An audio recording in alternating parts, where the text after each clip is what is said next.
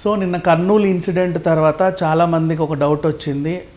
మన వాహనాలు ఏవైతే ఉంటాయి, ఇప్పుడు సంక్రాంతికి బోల్డ్ అన్ని బస్సులు వస్తాయి. ఇంకా చెప్పాలంటే నిన్న కాలిపోయిన బస్సు వీటికంటే 1000 రెట్లు నయమే. చాలా అధ్వాన్నమైన బస్సులు వస్తాయి. ఒక్కసారి లోపలికి ఎక్కామా అయితే గమ్యస్థానానికి లేదా పైకే అన్నట్టు ఉంటాయి. అట్లాంటి బస్సులు మీకు డౌట్ వస్తుంది, వెనకాల నాగాల్యాండ్ రిజిస్ట్రేషన్ చేయబడి ఉంటాయి. ఇవి దయచేసి ఎక్కకూడదు. ఎందుకంటే మన రాష్ట్రంలోనే రిజిస్ట్రేషన్ చేసుకోవచ్చు కదా. ఎందుకు ఎక్కువ బండ్లు నాగాల్యాండ్లో రిజిస్టర్ అవుతాయి అంటే ఇక్కడి ట్యాక్సులు వేరు, అక్కడి ట్యాక్సులు వేరు, ఇక్కడ పర్మిషన్లు వేరు, అక్కడ పర్మిషన్లు వేరు. పర్మిషన్లు అంటే పెద్దగా ఏమీ ఉండవు.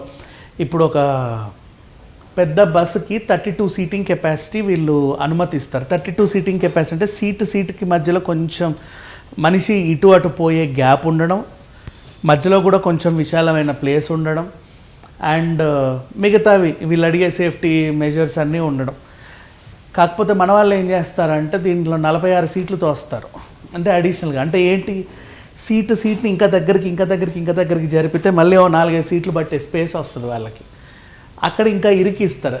యాక్చువల్గా చెప్పాలంటే అది అలా చేయకూడదు, కానీ వీళ్ళు వ్యాపార నిమిత్తం అలా చేస్తారు. మరి దానికి అలా చేసినప్పుడు ఇక్కడ రిజిస్ట్రేషన్ అవ్వదు కదా.